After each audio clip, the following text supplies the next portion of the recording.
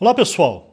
Desde o início do governo do presidente Bolsonaro, muitas pessoas estão saindo às ruas pedindo que ele tome algum tipo de atitude em relação a ações realizadas pelo Congresso, pelo Senado, pela esquerda brasileira e principalmente pelo Supremo Tribunal Federal e pelo Tribunal Superior Eleitoral.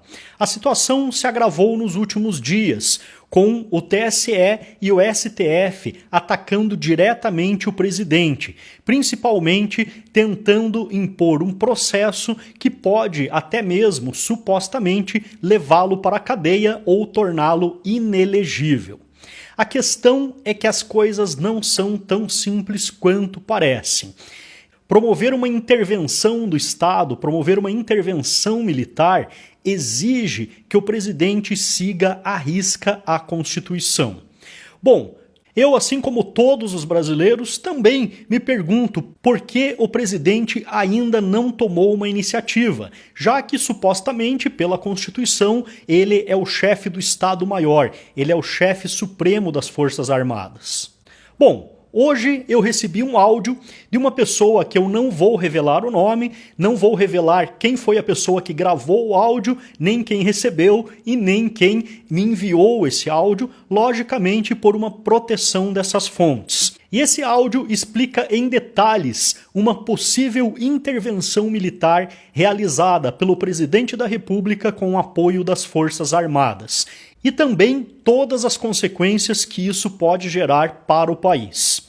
Eu fiquei bastante em dúvida se eu publicaria ou não esse áudio, até porque ele é bastante polêmico, mas ao mesmo tempo ele é extremamente necessário para que fique bem claro tudo o que está acontecendo na política brasileira hoje e como o presidente deve agir para que tudo seja feito da forma correta, não cabendo nenhuma dúvida em relação à sua atuação constitucional, que é o mais importante.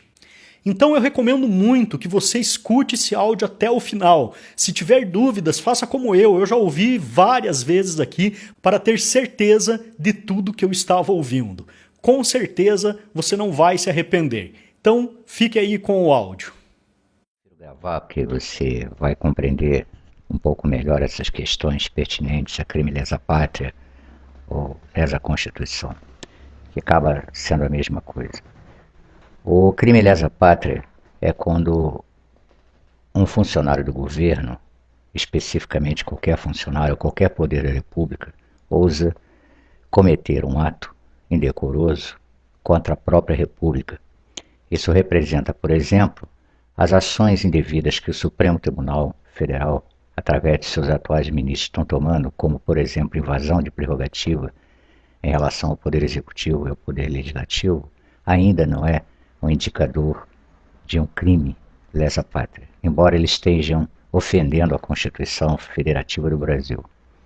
Eles realmente ultrapassaram alguns limites, mas, como você sabe, na gíria fala-se de corda esticada.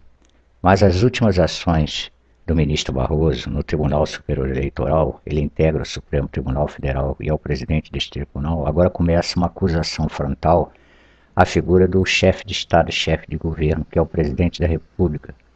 Isso, em hipótese nenhuma, pode ser admitida, porque qualquer ação protocolar contra a presidência da República deve ser efetuada através da Procuradoria-Geral da República, que deve ser provocada, ou seja, dito de outra maneira, o Supremo Tribunal não tem prerrogativa e autoridade para acusar o presidente ou invadir a prerrogativa do presidente, e muito menos instaurar nenhum processo contra o presidente sem o permisso da Procuradoria-Geral da República, que é o órgão encarregado de fiscalizar os atos do Ministério Público Federal em todo o país e, consequentemente, controlar os processos que envolvam contra a República Federativa do Brasil ou atitudes ou ações indevidas de autoridades públicas brasileiras. Assim sendo, os atos cometidos pelo ministro Barroso e outros, como Moraes, agora estão partindo para tentar invadir as prerrogativas do cargo do chefe de governo, chefe de Estado. Isso caracteriza um perigoso expediente de crime lesa constitucional e lesa pátria, porque está ferindo a autoridade de um chefe de governo, chefe de Estado.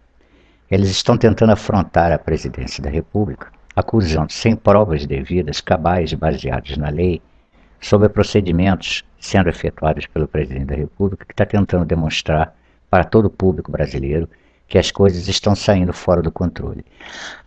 Nós, brasileiros, temos o hábito de achar que a presidência da República, ou seja, o chefe de Estado e chefe de governo, tem que cumprir os nossos desejos. Isso é um ledo engano. O presidente da República tem a função de governar como chefe de Estado e chefe de governo do país.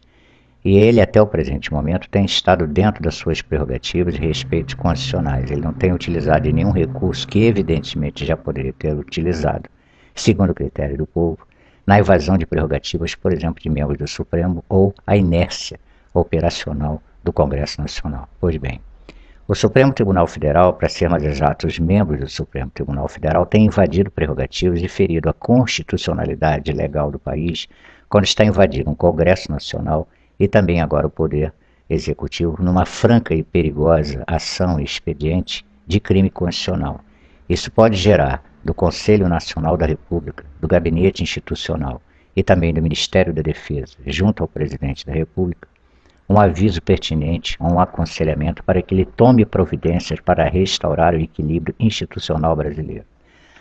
O povo brasileiro crê ou acha que o presidente deveria fazer isto ou aquilo. O presidente tem comportamento de chefe de Estado e chefe de governo e tem que respeitar as prerrogativas do seu cargo e, principalmente, cumprir a Constituição à risca. Ou seja, ele só pode tomar uma atitude quando o Conselho Nacional da República, ou o Gabinete Institucional e também o Ministério da Defesa o aconselharem a tomar, na medida em que também o Procurador-Geral da República, o PGR, haver notado uma invasão de crime lesa constitucional ou lesa pátria.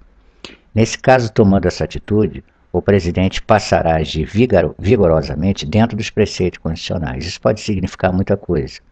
A decretação do artigo 142 ou do 136, ou especificamente o ato institucional, que é uma prerrogativa única e exclusiva do presidente, no qual passa todos os poderes constitucionais para as mãos do presidente da República.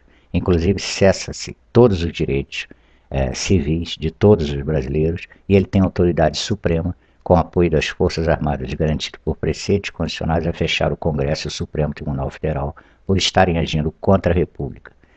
Pode se perguntar o seguinte: por que isso ainda não foi feito? Porque isso não é feito segundo as expectativas da nação ou do povo, mas sim quando determinado momento ou atitude ou ação se faz necessária na emergência de se ver ameaçar a República e o equilíbrio institucional do país. Você compreende isso? Então tudo tem um momento certo para ser feito, realizado dentro do espectro da lei. O presidente da República só pode tomar uma atitude quando ele julgar, pelo seu próprio critério, consultando o Conselho Nacional da República, de que não há outra saída a não ser fechar o sistema e promover uma restauração da ordem pública no Brasil. As providências seriam a decretação ou do artigo 142, ou mesmo de um ato institucional que é muito mais forte que o artigo 142, a colocação de tropas federais em todos os estados e municípios, no país como um todo, e, eminentemente, a prisão sumária de todos aqueles que, pelo Conselho Nacional da República, Gabinete Institucional, Ministério da Defesa, ou com a participação do PGR ou não, decretaram uma intervenção absoluta no Estado brasileiro. Isso representa, no caso do artigo 142, que dependeria de aprovação do Congresso. Caso o Congresso não aprove, aí sim, o presidente poderia lançar mão do expediente da decretação do ato institucional, que é um ato privativo da presidência da República, na qual todos os poderes constitucionais saem do papel e vão para as mãos do presidente da República e das Forças Armadas. Com crise institucional instalada a partir da promulgação de um ato institucional, o presidente pode fechar o Supremo Tribunal, fechar o Congresso Nacional, controlar as vias de comunicações em todos os sentidos, cercear direitos civis, promover toque de recolher ativo em todo o país. Então será realmente aquilo que nós chamamos caos institucional, porque o presidente usará da sua força como chefe de governo e chefe de Estado e agora chefe absolutista dos preceitos constitucionais. O que está acontecendo no Brasil é que o Supremo Tribunal Federal, ou seja, os membros do Supremo Tribunal Federal e do Tribunal Superior Eleitoral, estão numa franca campanha, numa picuinha política, em ativismo político, contra a figura do presidente da República, que é o chefe de Estado e chefe de governo. Isso, obviamente, terá que chegar a termo, de um jeito ou de outro. Não temos nenhuma saída emergencial diante desse quadro que vem se formando. e as pessoas ficam cobrando muito do presidente, mas deixa eu lembrar, você me parece um pouco novo, me parece, né? Na época de 31 de março de 1964, as pessoas pensam que foi só a vontade do presidente. Não foi. Não foi apenas pela manifestação do povo na rua, ou o pedido do Congresso à época, ou da mídia, reunidos num só coro, que pediram a intervenção militar constitucional naquela época, não. O fato é que decorreram 10 anos anteriores, antes daquele desfecho. Veja bem o que eu estou explicando para o senhor. Levou 10 anos antes da promulgação de 31 de março de 1964 na intervenção militar constitucional. Não foi uma coisa da noite para o dia. Nós estamos aí com o Brasil em crise há 2 anos. Isso não quer dizer que vamos esperar 10 anos, porque a crise que está se aprontando ou se estabelecendo no Brasil a partir dessas últimas ações do TSE e do STF apontam para uma sugestiva interferência do Poder Federal Executivo em todos os poderes em breve. É uma questão de tempo. Ou o que deveria ser o ideal, o Supremo Tribunal Federal recua para sua posição e poder e prerrogativa constitucional, tanto quanto o TSE, ou então, se continuarem os ataques e as investidas com a tentativa de criminalizar o chefe de governo, chefe de Estado, sem provas contundentes, baseado apenas no achismo, porque é isso que eles estão fazendo, vai obrigar o Conselho Nacional da República, o Gabinete de Segurança Institucional, o Ministério da Defesa e o Presidente da República a decretar uma intervenção militar constitucional do país. Isso será, do ponto de vista prático, muito desastroso, porque isso interfere em muitas coisas, inclusive no plantel econômico do país.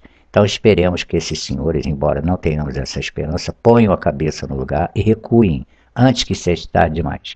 Porque uma vez decretado, tanto o artigo 142, com a aprovação do Congresso, o recusa do mesmo, que aí estará comprometida a ação do presidente, ele terá que lançar a mão de outro expediente, o ato institucional.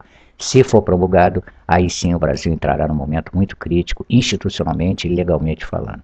Esperemos, embora eu particularmente não creia, que os ministros do Supremo Tribunal Federal e do Tribunal Superior Eleitoral não vão recuar, porque eles estão no ativismo político patente contra a figura do presidente, o que caracteriza-se como um crime lesa pátria, porque não se pode afrontar o chefe de governo e chefe de Estado. Isso não é possível sem uma ação devida promovida, por exemplo, pela Procuradoria-Geral da República com todas as provas contundentes. Eles estão, em suma, abusando, extrapolando as suas prerrogativas e isso tem um preço. Há um preço a ser pago. Se eles querem pagar para ver, eles vão acabar tendo a resposta que querem, ou seja, uma intervenção federal. E se isso acontecer, aí sim o caldo vai entornar de vez. Ok? Um abraço para você. Como podemos ver, estamos vivendo uma instabilidade política muito grande, com a possibilidade de uma intervenção militar eminente, que pode realmente acontecer a qualquer momento. Eu espero que esse áudio tenha servido para deixar mais claro como as coisas funcionam, como são os processos legais e constitucionais em nosso país. E, lógico, também para que a gente possa ter uma ideia do que pode vir a acontecer em breve. Um abraço e até o próximo vídeo.